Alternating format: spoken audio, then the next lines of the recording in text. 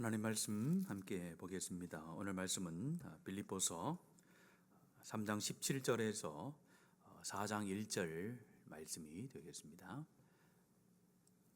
빌립보서 3장 17절에서 4장 1절까지의 말씀을 한 절씩 교독하며 보겠습니다. 17절 말씀 제가 먼저 읽습니다. 형제들아, 너희는 함께 나를 본받으라. 그리고 너희가 우리를 본받은 것처럼 그와 같이 행하는 자들을 눈여겨보라. 내가 여러 번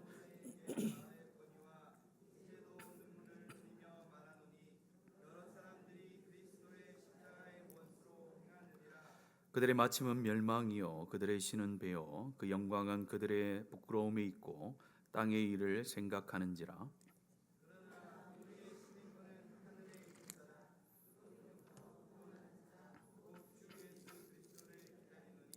그는 만물을 자기에게 복종하게 하실 수 있는 자의 역사로 우리의 낮은 몸을 자기 영광의 몸의 형체와 같이 변하게 하시리라. 그러므로 나의 사랑하고 사모하는 형제들, 나의 기쁨이요 면류가 아닌 사랑하는 자들아, 이와 같이 주 안에 서라. 아멘.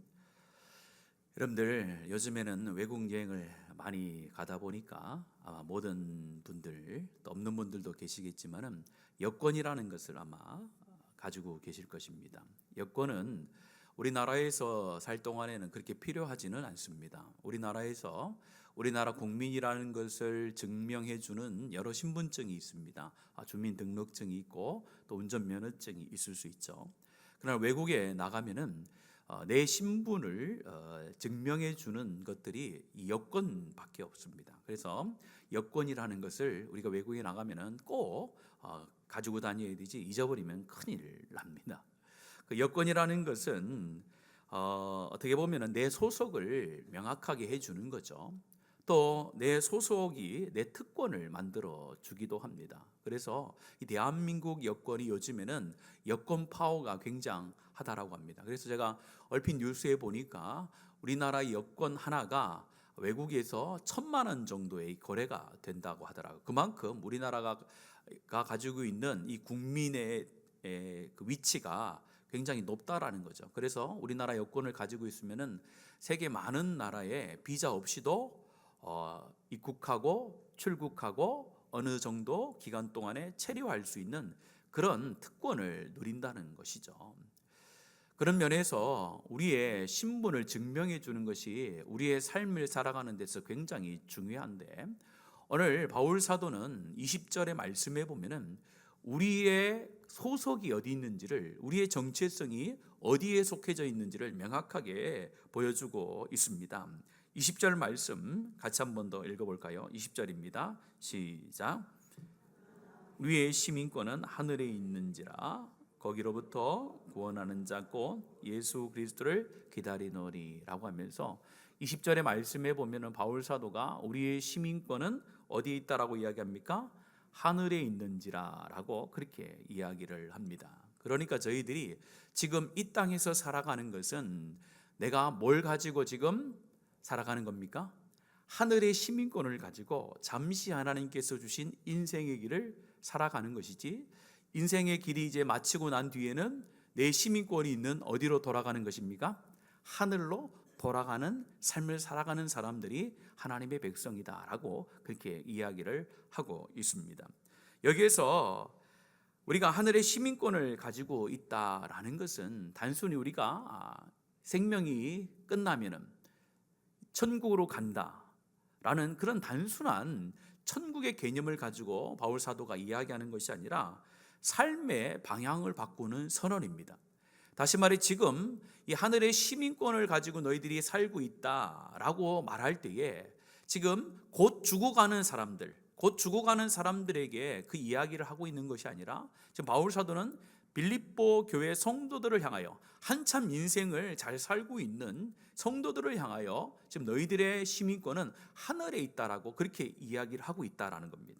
그것은 무엇이냐? 너희들이 이 땅에 살아가면서 바른 땅을 딛고 살아가고 많은 사람들과 함께 이 땅에서 살아가고 있지만은 너희들은 잊지 말아야 되는데, 너희들의 원래 본성, 또 정체성, 시민권은 하늘에 있으니까 하늘을 생각하며 하늘의 시민으로 너희들 가운데 주어진 인생을 살아가야 된다라고 바울 사도가 지금 빌립보 성도들을 향하여서 말씀하고 있는 것입니다.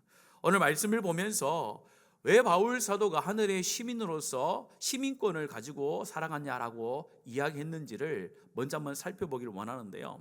이 빌립보 지역 가운데는 이 시민권에 대한 의미를 굉장히 많은 사람들이 잘 알고 있었고 누리고 있었다라는 것이 먼저 우리가 전제되어야 합니다. 그냥 오늘 우리가 이 시대를 살아가도 우리가 대한민국 국민으로 살아가면서 얼마나 그 특권을 누리고 있는지 잘 모를 때가 많습니다.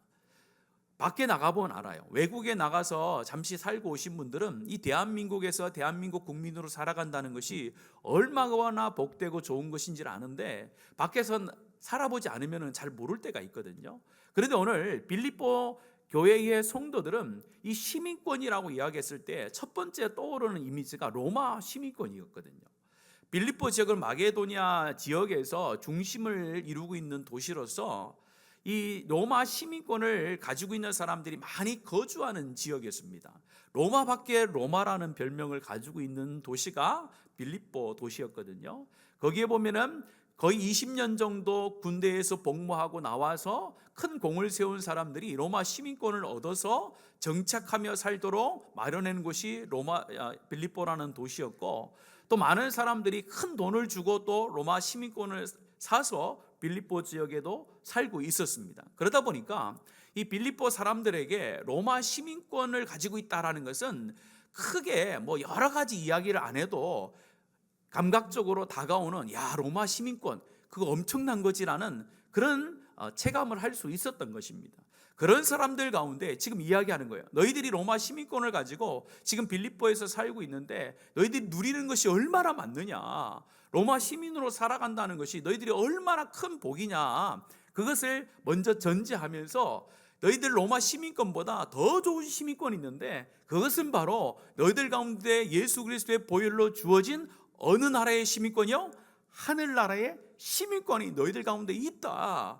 그러니까 너희들은 로마 시민으로도 살아가면서 많은 특혜도 받지만은 더 중요한 것은 하늘의 시민으로 너희들이 누려야 될 하나님의 기쁨과 구원을 누리며 살아가는 것이 훨씬 더 귀하고 복된 것이다 라는 것을 전제하면서 너희들의 삶 가운데 하늘의 백성으로서 하늘의 시민권을 가지고 살아가는 삶이 너희들 가운데 필요하다. 그렇지 않고 그보다 더 낮은 이 땅의 시민권을 가지고 살아가는 것은 하나님의 백성으로 마땅한 삶이 아니니까 너희들이 하늘의 시민권을 가지고 살아가는 그런 사람들로 살아가야 된다라고 권면의 말씀을 지금 바울 사도가 오늘 짧은 구절에서 말씀하고 있습니다.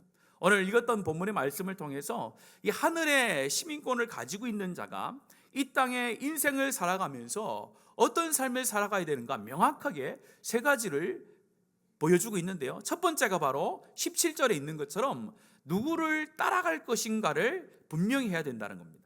하늘의 시민권을 가지고 있는 자는 막 사는 것이 아니라 내가 이 땅에 살면서 누구를 따라가고 누구를 닮아가야 되는지 분명히 정해야 된다는 것을 말씀합니다. 17절 말씀 같이 읽습니다. 시작. 형제들아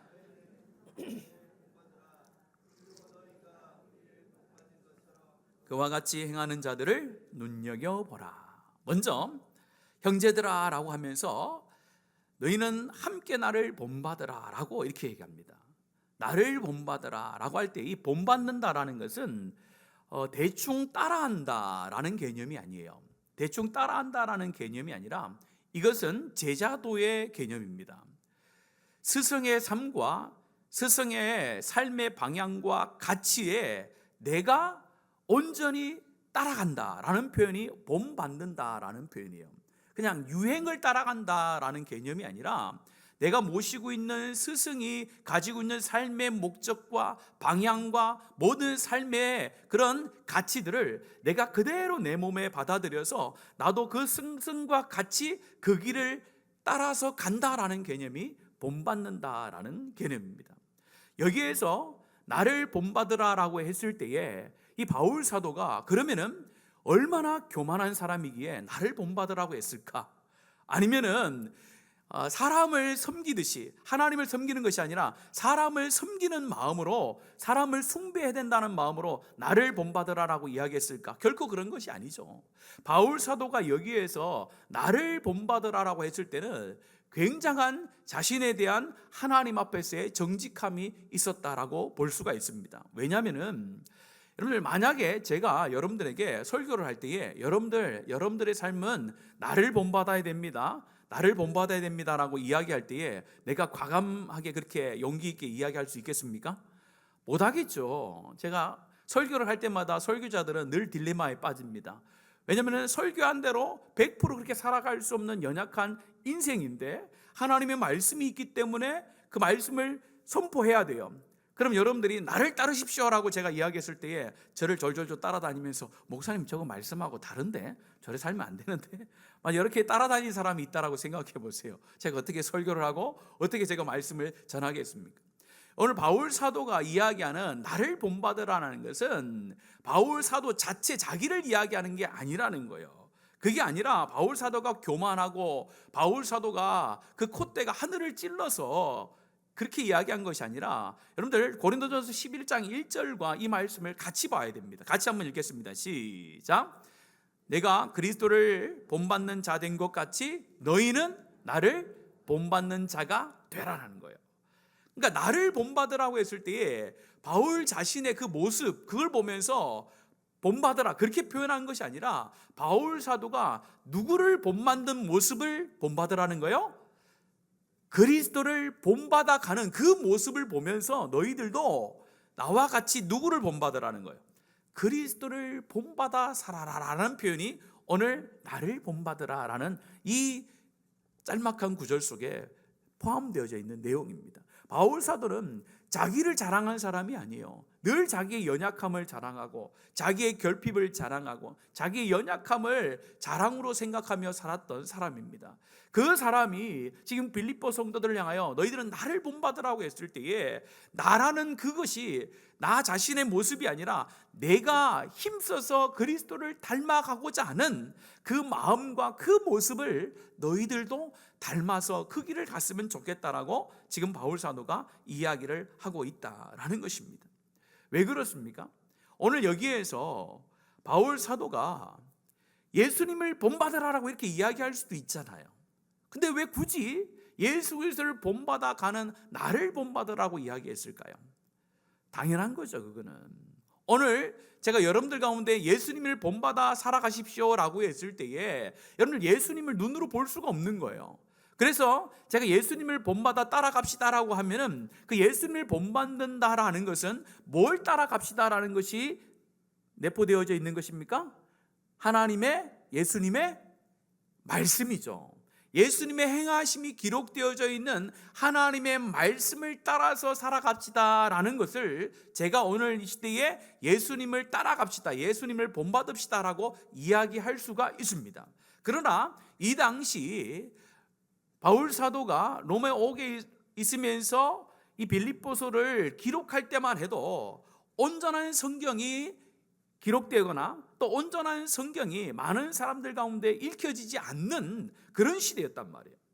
그래서 예수님의 행적과 예수님의 행하심과 구원의 역사에 대해서 모든 사람들이 하나님 말씀을 통하여 볼 수 없는 시대였단 말이에요. 그러니까 바울 사도가 예수님을 본받으라 하면 예수님은 이제 부활 승천하셔서 하늘에 있으니까 본이 될 수 있는 그 본이 없는 거예요. 그러다 보니까 자신이 알고 있던 예수님을 따라가는 그런 모습을 보면서 너희들은 나를 보면서 누구를 닮아가라는 거예요? 예수님을 닮아가라라고 그렇게 표현을 했던 것입니다. 그래서 우리 읽었던 17절의 말씀 후반절에 보면 이렇게 기록하고 있습니다. 너희가 우리를 본받은 것처럼 그와 같이 행하는 자들을 눈여겨보라라는 거예요. 눈여겨보라라는 것은 주의 깊게 관찰하고 기준을 삼아 주시하라라는 뜻인데 뭐냐? 너희들이 나와 같이 너희들이 나를 본받은 것처럼 지금 많은 사람들이 바울사들을 본받아서 그리스도를 따라가는 삶을 살아가는 사람들이 여럿이 있다라는 거예요. 여럿이 있는데 그들을 바라보면서 그냥 슬쩍슬쩍 지나가면서 보지 말고 그들의 삶을 주의 깊게 한번 살펴보라는 거예요. 살펴봐서 뭐라고 이야기하느냐? 오늘 여러분들 읽었던 말씀 17절에 보면은 나를 본받으라라고 하면 되는데 그 앞에 다시 또 다른 말씀이 한 구절 있어요. 형제들아 너희는 뭐와? 함께 나를 본받으라. 이렇게 얘기해요.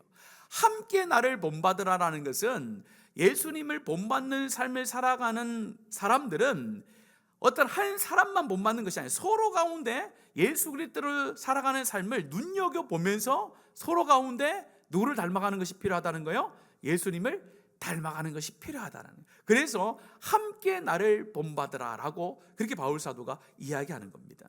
그래서 우리가 교회 생활을 할 때에 교회 가운데 우리 성도들의 삶을 서로 눈여겨봐야 돼요.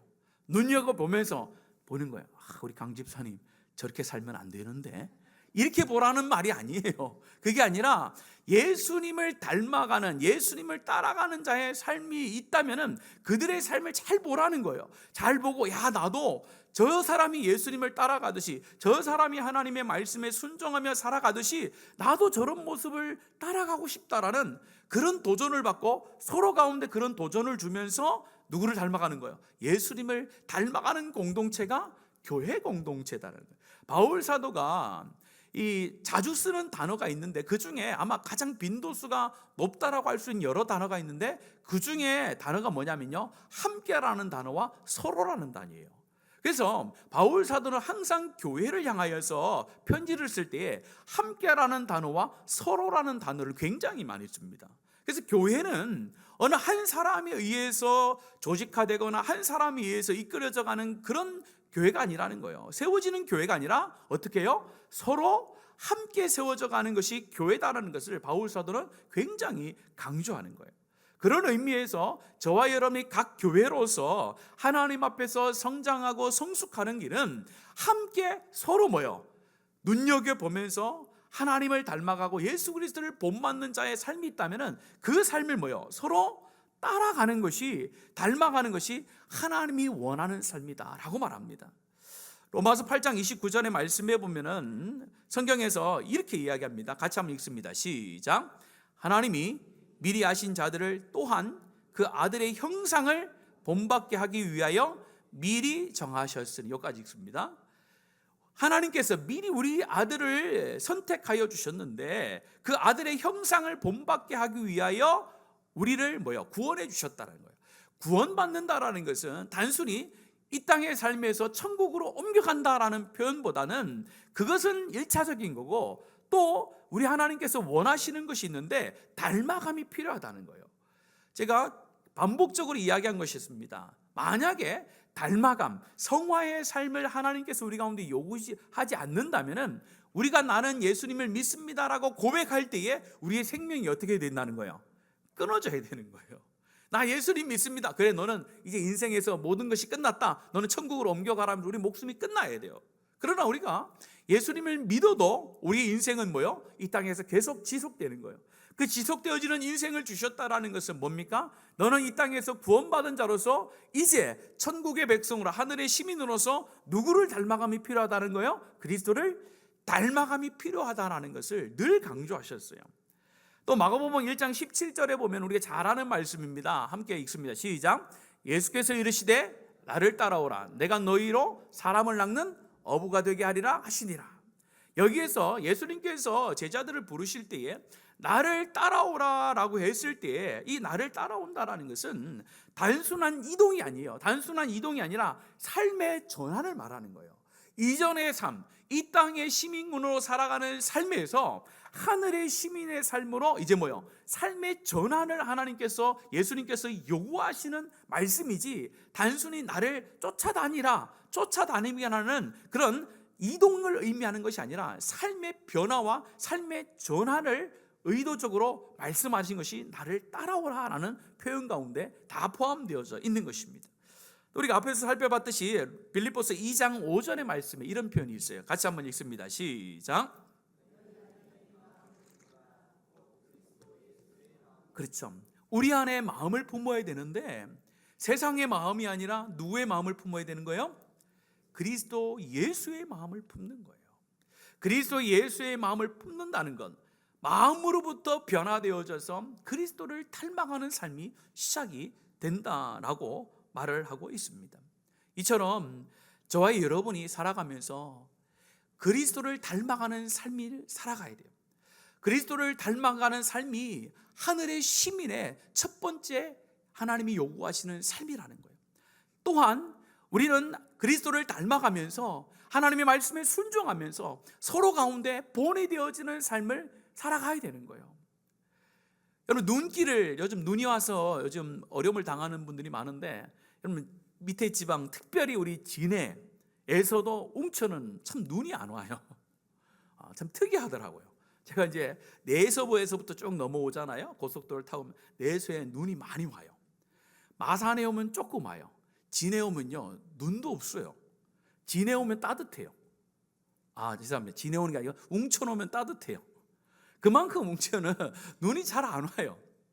그래서 눈길을 걷는다는 것이 우리가 이해가 안 되지만요, 눈이 많이 오는 지역에 가면은 어떤 일이 있느냐, 지역을 잘 아는 분들은요 눈길에 잘 걸어 다닙니다. 그런데 그 지역이 처음 오신 분들은요 눈이 이렇게 소복하게 쌓여 있으면은 어디가 또랑이고 어디가 길인지를 알 수가 없어요.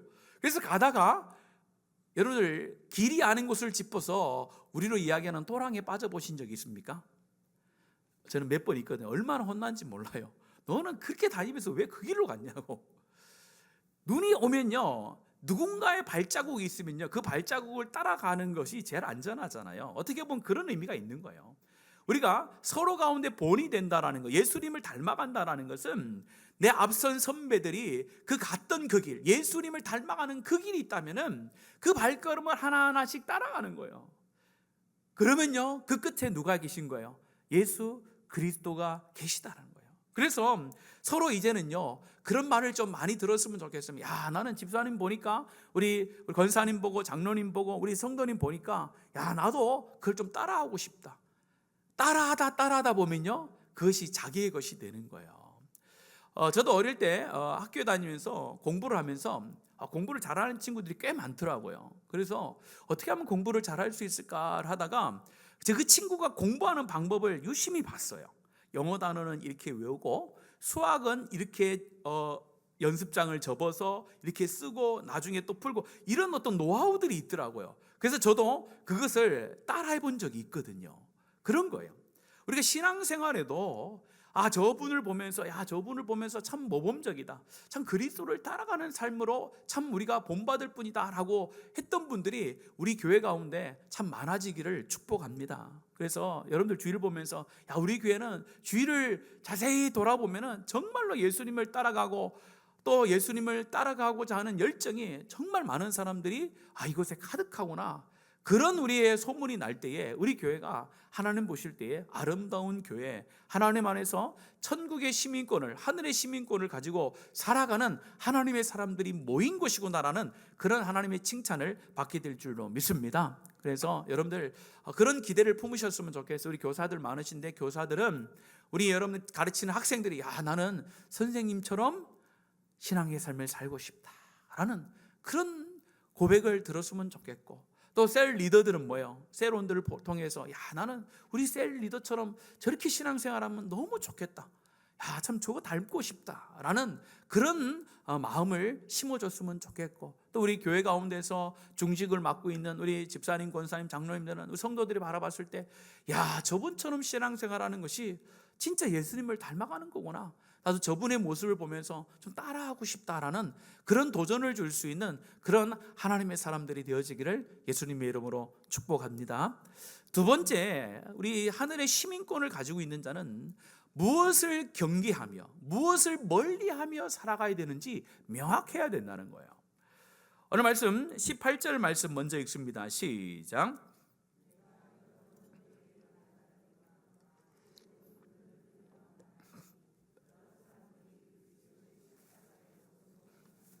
그렇죠. 18절의 말씀에 보면은 지금 세상에 있는 사람에게 바울 사도가 말씀을 전하는 것이 아니라 빌립보 교인들에게 지금 하나님의 말씀을 전하고 있는데 무서운 이야기를 하세요.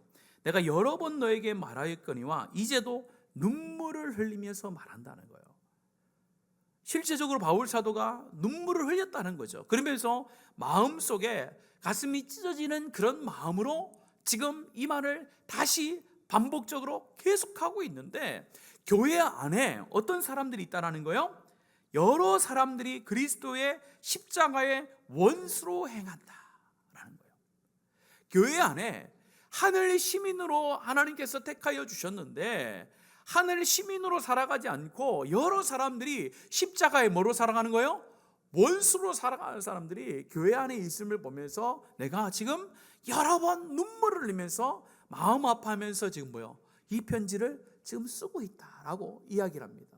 그러면서 너희들 가운데 그렇게 하니까 너희들이 벌받아 죽어야 된다, 그렇게 정죄하면서 쓰는 말이 아니죠. 지금 바울 사도의 지금 이 뉘앙스는 어떤 내용입니까? 마치 이런 거죠. 의사가 암이 걸려서 이제 치료가 꼭 필요한 분에게 이야기할 수 있잖아요. 우리 어떤 환자님 지금 상태가 이렇습니다, 이런 상태니까 이걸 빨리 수술하거나 치료받자면 죽을 수 있으니까 빨리 치료받아야 됩니다라고 의사는 이야기해 줘야 되잖아요. 그것처럼 바울 사도가 지금 빌립보 교회 성도들을 가운데 여러 사람들이 십자가의 원수로 행하는 그 사람들 가운데 정죄하며 이야기하는 것이 아니라 어떤 마음을 가지고 이야기하는 거예요? 너희들이 그것을 경계해야 된다, 돌아와야 된다는, 십자가의 원수로 행하는 것을 돌아와야 너희들이 살 수 있다라고 그렇게 안타까운 마음을 가지고 증거하고 있는 거예요. 그러면서 말씀해 보면요, 이 네 가지를 이야기합니다. 19절 말씀 같이 읽습니다. 시작. 그들의 마침은 멸망이요 그들의 신은 배요 그 영광은 그들의 부끄러움에 있고 땅의 일을 생각하는지라. 십자가의 원수로 행한다는 것이 무엇인가를 가르쳐 주면서 너희들 십자가의 원수로 생활을 하면 안 된다는 것을 강조하는 거죠. 먼저 그들의 마침은 멸망이다라는 거예요. 그들의 끝이 멸망이라는 거예요. 그냥 단순히 그냥 인생의 끝이 아니라 그들의 궁극적인 최후의 운명이 뭐요? 멸망이 될 수 있다. 조심해야 된다는 거예요. 그리스도를 닮아가는 삶이 아니라 십자가를 거슬려 살아가는 사람들, 십자가에 원수되어져 가는 삶을 살면은 마지막에 어떻게 된다는 거예요? 멸망이 될 수 있기 때문에 먼저 조심하라고 그렇게 이야기합니다. 그러면서 그 십자가의 원수로 살아가는 이 세 가지의 모습을 그 뒤에 이야기하고 있어요. 첫 번째가 뭐예요? 그들의 신은 배다라는 거예요.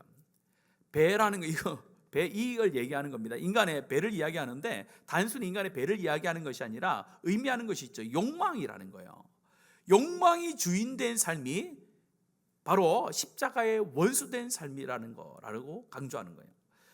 욕망, 본능, 쾌락, 자기중심적인 욕구를 가지고 살아가는 삶은 천국의 시민이 아니라고 말씀을 하고 있습니다. 마태복음 6장 24절 같이 읽습니다. 마태복음 6장 24절입니다. 시작. 한 사람이 두 주인을 섬기지 못할 것이니 너희가 하나님과 재물을 겸하여 섬길 수 없느니라, 이렇게 되어 있어요. 마태복음은 뭐냐? 한 사람이 두 주인을 섬길 수 없다는 거죠. 하늘의 백성으로서, 하늘의 시민권을 가지고 있는 자로서 그 시민의 왕 대신 하나님을 섬기는 것이 맞지, 너희들이 하나님 아닌 이 땅의 것을, 재물을 겸하여 섬길 수 없다는 거예요. 둘 중에 하나를 선택해야 되는데 십자가의 원수로 행하는 자들은 하나님을 왕으로 섬기는 것이 아니라, 하나님을 나의 왕으로 모셔드리며 살아가는 삶이 아니라 뭐를 내 삶의 신으로 모신다는 겁니까? 자신의 욕망과 욕심을 나의 신으로 여기고 가장 중요한 것으로 여기고 살아가다 보면은 그것이 뭐요? 하나님 앞에 버림받을 수 있는, 하나님이 원치 않는 삶이다라고 이야기를 하고 있습니다. 요즘엔요, 성공, 인정, 안정, 자기만족, 편안함, 이런 것들이 너무 세련되게 우리 가운데 다가올 때가 있어요. 성경에서는 말세의 징조라고 이야기하는 것들을 오늘 이 시대의 많은 문화들이 너무 세련되게 우리 가운데 유혹거리로 다가오고 있어요. 그래서 그것이 심각하지 않은 죄처럼, 그렇게 심각하지 않은 것처럼 우리 가운데 계속해서 유혹하고 오다 보니까 그것이 십자가의 원수로 행하는 것임에도 불구하고 우리가 그렇게 심각하게 받아들이지 않음을 통하여 우리의 삶 가운데 내 욕망을 채우려고 하고 내가 원하는 것을 채우기 위하여 교회를 다니거나 또 하나님을 이용하는 사람들이 점점 많아지고 있다는 겁니다. 오늘 이 시간에 하나님 천국의 시민으로서 내가 하나님 내 욕망을 내 삶의 주인으로 혹시 모시고 살아가는 것은 아닌지 한번 점검해 봐야 됩니다. 두 번째는 뭐라고 이야기합니까? 그들의 영광은 부끄러움에 있다, 이렇게 얘기합니다. 이걸 좀 풀어서 얘기하면은 부끄러워할 것을 자랑한다라는 거예요. 부끄러워할 것을 우리가 부끄러워해야 되잖아요. 그런데 십자가의 원수로 행하는 자들은 부끄러워할 것을 도리어 자랑한다라는 거예요. 이사야 50장 20절 말씀 같이 한번 읽습니다. 시작. 악을 선하다 하며 선을 악하다 하며 흑암으로 광명을 삼으며 광명으로 흑암을 삼으며 쓴 것으로 단 것을 삼으며 단 것으로 쓴 것을 삼는 자들은 화 있을진저. 이사야의 말씀에 이스라엘 백성들이 타락했을 때 하나님을 떠났을 때 나타나는 현상들이라는 것을 말씀하고 있습니다. 악을 뭐요? 악을 악하다 해야 되잖아요. 그런데 악을 선하다 하는 거예요. 선을 또 악하다 하는 거예요. 흑암을 광명으로 삼는다는 거예요. 광명을 흑암으로 삼고 쓴 것을 쓴 것으로 받아들여야 되는데 단 것으로 삼는다는 거예요. 단 것을 또 쓴 것으로 삼는다는 거예요. 다시 말해서 하나님 안에서 부끄러워하고 멀리해야 될 것을 뭐요? 자랑스럽게 하고 가까이 하는 거예요. 그런 삶을 살아가는 자가 십자가의 원수로 살아가는 자라고 그렇게 이야기를 하고 있습니다. 십자가는 영광스러운 길인 줄로 믿습니다. 세상의 기준으로 볼 때는요, 십자가가 그것이 망하는 길이고 십자가가 고난의 길이고 십자가가 부끄러움의 길일 수 있습니다. 그러나 세상은 그렇게 이야기해도 하늘의 시민은요, 십자가를 자랑스럽게 여기고 십자가를 영광스럽게 여기는 삶을 살아가야 되는 줄로 믿습니다. 여러분들 결정해야 된다는 거예요.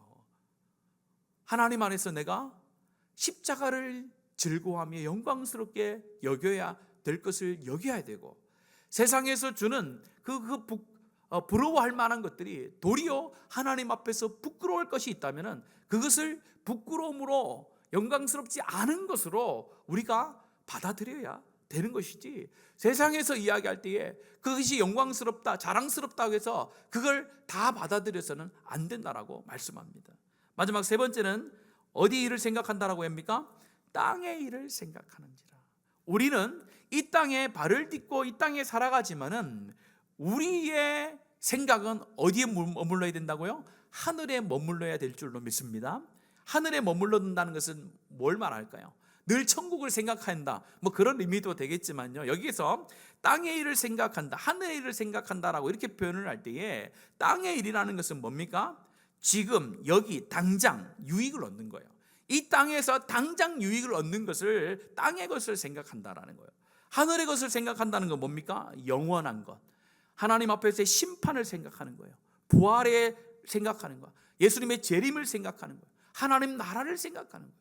우리 마음속에 어떤 생각으로 가득 차 있느냐를 점검해 봐야 된다는 거죠.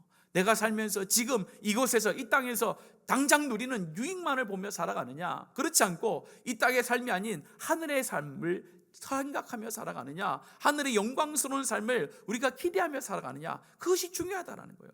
하늘의 시민은요, 하늘을 사모하며 살아가는 백성인 줄로 믿습니다. 그래서 오늘 말씀하고 있는 거예요. 너희들이 하늘의 시민으로서 경계하고 멀리해야 될 것이 있다. 나는 누구를 따라가는 거예요?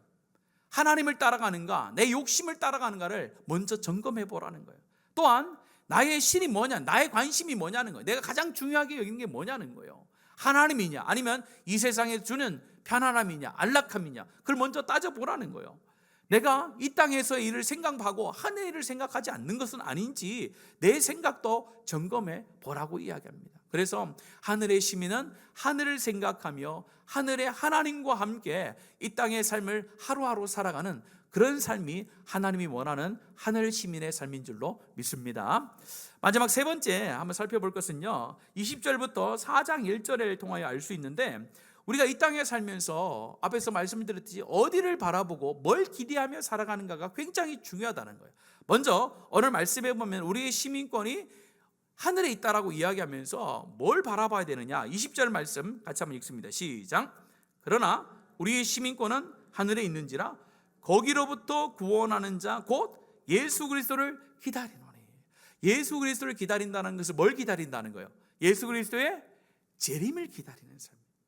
하늘의 시민권을 가지고 있는 자들은 이 땅의 것을 생각하고 이 땅에서 영원히 거하는 것을 생각하는 것이 아니라 예수 그리스도가 다시 오실 그날을 기대하며 살아가는 종말의 신앙을 가지고 살아가는 자가 하늘의 시민권을 가지고 있는 자의 삶이다, 기대다라고 그렇게 이야기를 하고 있습니다. 영광스러운 하나님 앞에서 내가 다시 영광스러움으로 변화될 것을 기대하며 살아가는 것이라는 것을 또 21절에 말합니다. 21절도 같이 읽습니다. 시작.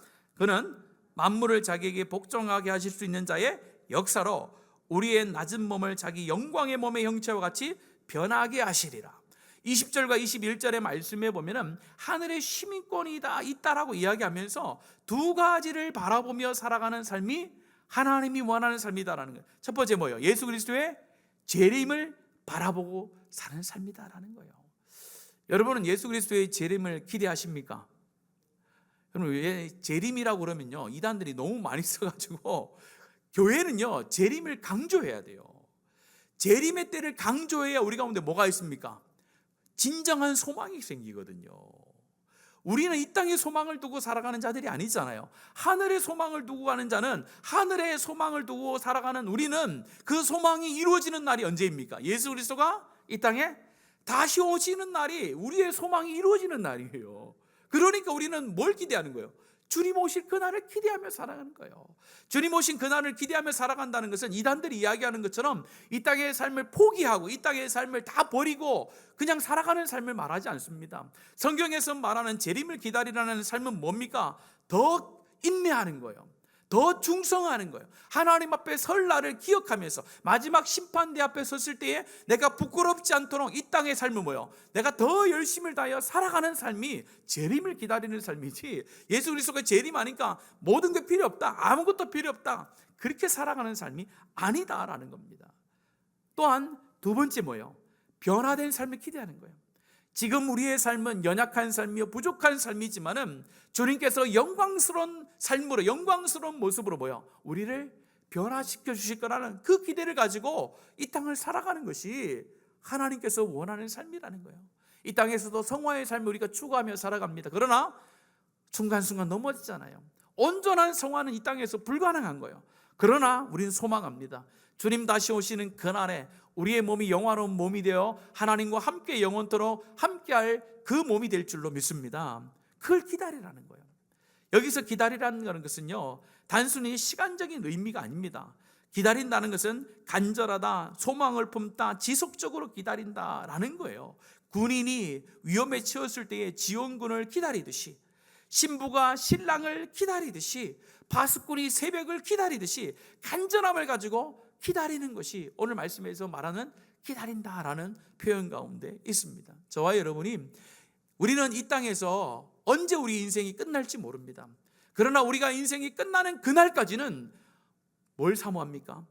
인간의 개인의 종말이 오기 전에 주님 오실 날이 올 수도 있잖아요. 그래서 하나님, 내 개인의 종말이 오기 전에 주님이 오신다면 그 재림을 기대하며 살아가는 내 삶이 되게 해 주십시오. 매일매일의 삶이 종말의 삶이 될 수 있도록 하나님, 나를 좀 인도해 주십시오. 지금 주님이 오시더라도 주님 앞에 섰을 때에 내가 부끄럽지 않는 삶을 주님 앞에 올려드릴 수 있는 그런 삶으로 내가 하나님 앞에 살아갈 수 있도록 나를 좀 인도해 주시옵소서. 그런 기대와 소망을 가지고 살아가는 것이 하나님의 재림을 기다리는 성도의 삶인 줄로 믿습니다. 그런 삶을 살아가는 거예요. 그래서 마지막 4장 1절에 이렇게 담대하게 외칩니다. 우리 믿음으로 같이 한번 고백합니다. 4장 1절입니다. 시작. 형제들, 나의 기쁨이요 면류관인 사랑하는 자들아, 이와 같이 주 안에 살아. 너무나도 귀한 말씀이죠. 그러므로라고 하면서 나의 사랑하고 사모하는 형제들아, 얼마나 바울 사도가 빌립보 성도들을 사모하고 사랑하는지를 보여주죠. 나의 기쁨이요 면류관이라고 하는 거예요. 나의 기쁨이요 면류관인 사랑하는 자들아, 이와 같이 주 안에서 살아. 주 안에서 살아라는 게 어떤 뜻입니까? 주 안에서 살아라는 것은 그냥 서 있는다라는 개념이 아니라 진영을 무너뜨리지 말라, 밀리지 말라, 자리를 지키라는 거예요. 악한 영들이 하늘의 백성으로서 하나님의 시민으로 살아가지 못하는 수많은 유혹들이 너희 가운데 오고 있고 지금도 너희들이 당하고 있지만은 그 수많은 유혹 가운데 넘어지지 않고 진열을 다시 정비하여 그 가운데 설하는 거예요. 그리고 뭐요? 밀리지 말라는 거예요. 그 유혹 앞에서 밀리지 말고 자리를 지켜라. 성도로서, 하늘의 시민으로서 너희들이 자리를 지켜라. 진열을 다시 정비해서 그 자리에 서라라는 거예요. 그렇게 우리 가운데 지금 요구하고 계세요. 오늘 이 시대에 우리는 하나님의 백성이요 하늘의 시민권을 가진 자인 줄로 믿습니다. 그 시민권은 내 노력으로 얻은 게 아니잖아요. 내 노력으로 얻은 것이 아니라 예수 그리스도의 보혈로 우리가 하늘의 시민이 되고 하나님의 백성이 된 줄로 믿습니다. 그런 우리 가운데 하나님께서 조금 요구하시는 거예요. 내가 너희들에게 하늘의 시민권을 허락하고 하늘의 백성의 자격을 허락했으니까 너희들이 이 땅에 살아가는 그 짧은 인생 가운데 이 땅에 발을 딛고 살지만은 하나님의 백성으로 천국의 시민으로 좀 살아냈으면 좋겠다라는 바울 사도와 하나님의 마음이 오늘 말씀 가운데 우리 가운데 주어지고 있는 줄로 믿습니다. 오늘 이 말씀을 통해 우리는 결단하셔야 되는 거예요. 하나님, 내가 이 땅에 살아가면서 내가 누구를 따라가야 될지, 뭘 하나님 멀리하며 살아가야 될지, 이 땅에 살면서 뭘 바라보고 살지를 하나님 명확하게 내가 구별하여 살아갈 수 있도록 하는 날 좀 인도해 주시옵소서. 하나님, 내가 천국의 백성으로서 하늘의 상속자입니다. 하나님, 내가 이 땅에 영원토록 거주하는 그런 사람이 아니라 잠시 머물다 가는 그런 거류민과 같은 이 땅의 삶입니다. 이 땅에 소망을 두지 않고 하늘의 시민으로서 하늘의 소망을 두고 매일매일의 삶을 살아갈 수 있도록 하나님 나를 인도해 주시옵소서. 그런 마음을 가지고 주님 앞에 기도하시고 서로 가운데 도전이 되어지고 서로 가운데 힘이 되어지고 서로 가운데 본이 되어지는 삶을 살아감을 통하여 우리 교회가 하나님 볼 때에 정말로 하나님을 닮은, 예수님을 닮은 교회가 되어지고 천국을 사모하는 교회가 되어지고 하나님의 영광을 드러내는 그런 복된 교회, 하나님의 은혜로운 교회 되어지도록 함께 하나님 앞에 충성을 다하는 우리 모든 성도들 되어지기를 예수님의 이름으로 축복합니다. 이 시간에 이 찬양으로 우리의 삶을 한번 고백하기를 원하는데요, 모르시는 분도 있으실 텐데 여러분 가사 하나를 여러분들 조금 생각하시면서 우리가 고백했으면 좋겠습니다. 가사가 나를 기억하면서 하나님, 이런 삶 내가 살아가고 싶습니다. 이런 모습으로 하나님 앞에 내가 살아가겠습니다라는 그런 결단의 마음을 담아서 함께 고백하겠습니다.